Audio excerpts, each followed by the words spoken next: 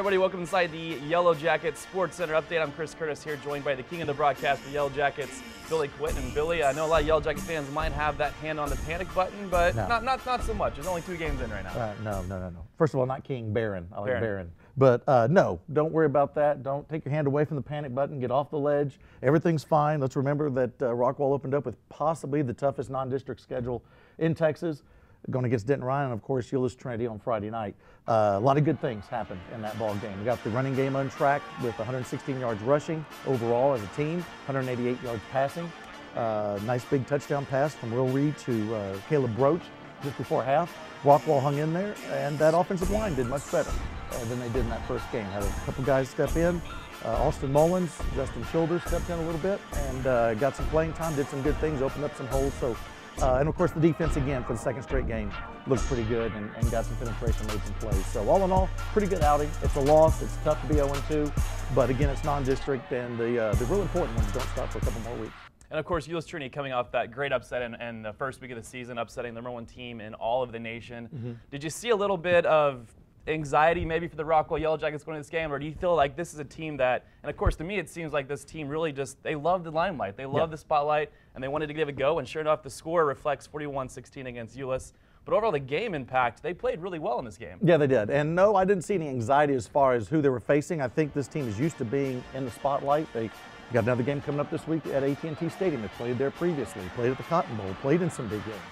So I don't think there was a lot of anxiety. In fact, they went out there and it was businesslike, to be honest with you. And they, as we expect from a Coach Webb team, they improved a lot. You could see much improvement from that first game to the second game.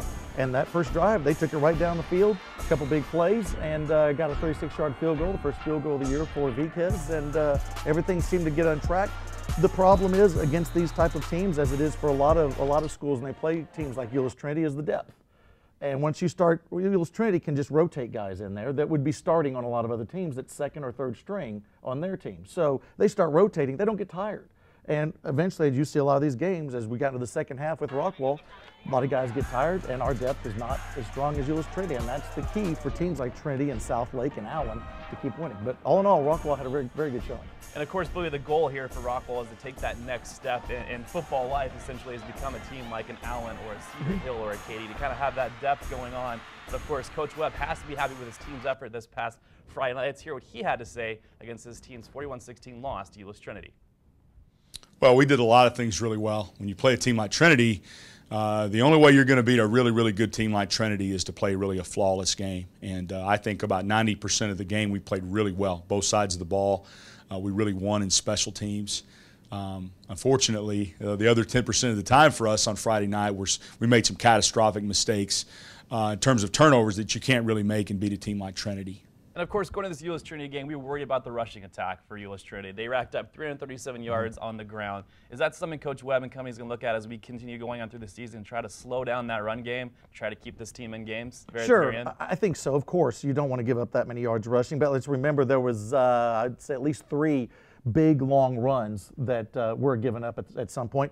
Second half, again, we talked about this before. You start getting wore down. You don't have the depth that Trinity does. They rotate the linemen in too, and they rotate the back. They had, like, I think, if I'm not mistaken, 43 running backs that carried the ball in that game. It was unbelievable. The kid that led the team in rushing, Garrett, was their backup running back. The starter, Wilson, went out in the first quarter.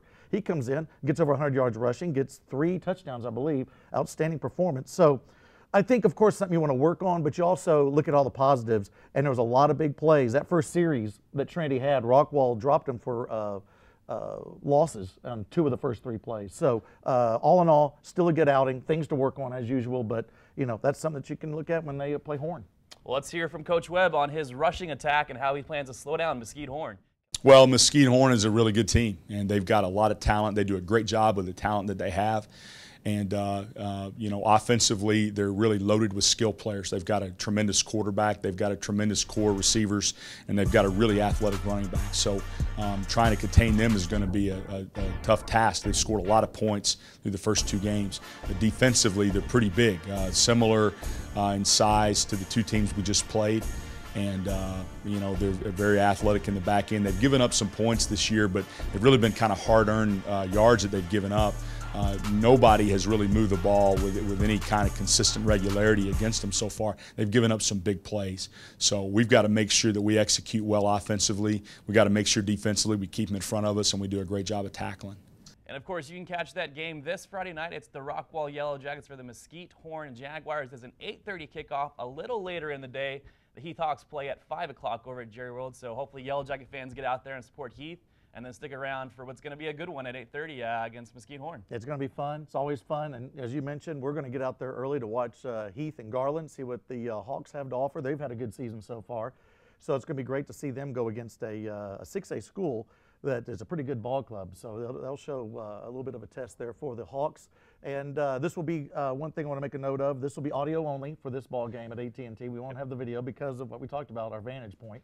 And so, Thanks a lot, speaking, yeah, I know. And speaking of video, I'm shocked at how much makeup you wear when we do these. You got to get it's here. amazing. I try. I don't need it, but apparently you need a lot of it. When you're a little younger, you got to kind of set the bar high. So. I agree. But anyways, it's going to be www.rockwallisd.com to listen to Billy and his crew. It's going to be a fun one at AT&T Stadium. Wiseball, just get out there, have some fun, and listen to Billy and his crew in the stands, which obviously is the best thing. You get a nice little scoreboard out there, TV out there. It's a fun time there at AT&T Stadium. Pack the house. We'll see you in Arlington on Friday night. Have a great one, everybody.